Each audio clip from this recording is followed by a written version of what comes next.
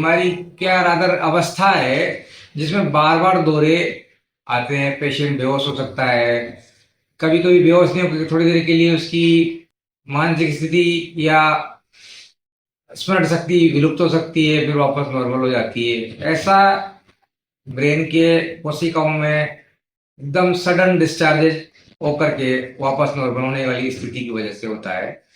Epilepsy एक प्रकार की मस्तिष्क की बीमारियों, विभिन्न प्रकार की बीमारियों का एक समटाइम लक्षण भी होता है।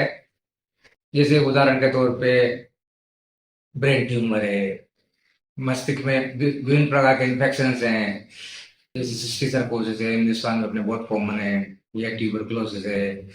इन सब बीमारियों का भी कभी कभी लक्षण होता है, एंसेफेलाइटिस है। तो जैसे दौरे आना एक ब्रेन की अवस्था है जो विभिन्न बीमारी की वजह से हो सकता है। उसको फर्दर इन्वेस्टिगेट करने की जरूरत पड़ती है, विभिन्न प्रकार की जांचें की जाती है, जैसे सीटी स्कैन है, एमआरआई है, या आपके ईईजी है।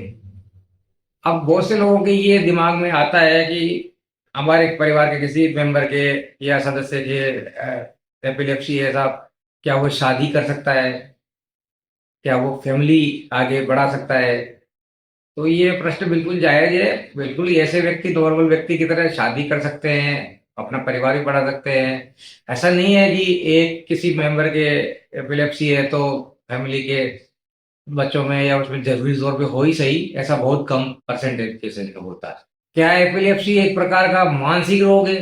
कतई नहीं, ये मानसिक रोग नहीं है, ये नॉर्मल और जैसे अपने मलेरिया, टाइफॉइड किसी बीमारी होती है, इसी प्रकार की ब्रेन की बीमारी है जो कि दवा से कंट्रोल रखती है। अधिकतर केस में 3-4 साल दवा देने के बाद में दवाएं बंद हो जाती हैं। पर कुछ ऐसी भी एपिलेप्सी जो होती है जिसपे दवाएं लंबे समय तक चलती हैं। परंतु ये व्यक्ति एक सामाजिक तौर पे बिल्कुल नॉर्मल लाइफ जी सकता है। उसको कोई अंदर से ये सोचने की जरूरत नहीं है कि उसमें कोई कमी है।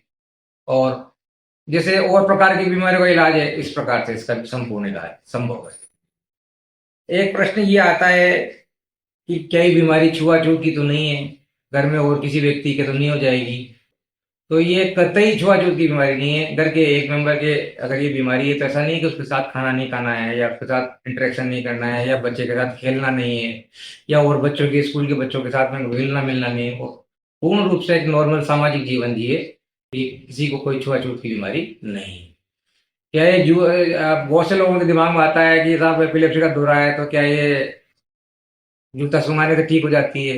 ऐसा कुछ नहीं है, ये जूता उता सुंघाने से ठीक नहीं होती है। ये तो जो दौरा है, थोड़ी देर में ब्रेन के जो डिस्चार्ज है वो अपने आप सेटल हो जाते हैं और रुक जाते हैं। अगर 5 से 10 मिनट में नहीं रुके तो ऐसे व्यक्ति को तुरंत नियर बाई जो भी हॉस्पिटल है वहां पे ले जाना चाहिए, और उसका डॉक्टर अपने हिसाब से जो भी ट्रीटमेंट है वो करते हैं।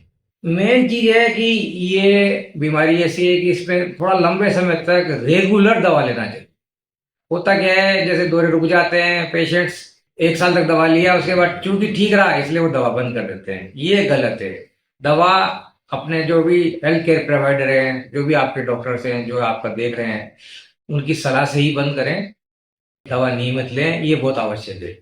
और इसके साथ क्या ध्यान रखना है, तो साथ में भाई जो नशा वगैरह है, जैसे कि अल्कोहल का सेवन है या कोई और दूसरी तरह के नशे हैं, वो ना दें, क्योंकि ये जो है बीमारी ऐसे केस में बढ़ती है या कंट्रोल करने में डिफिकल्टी आती है।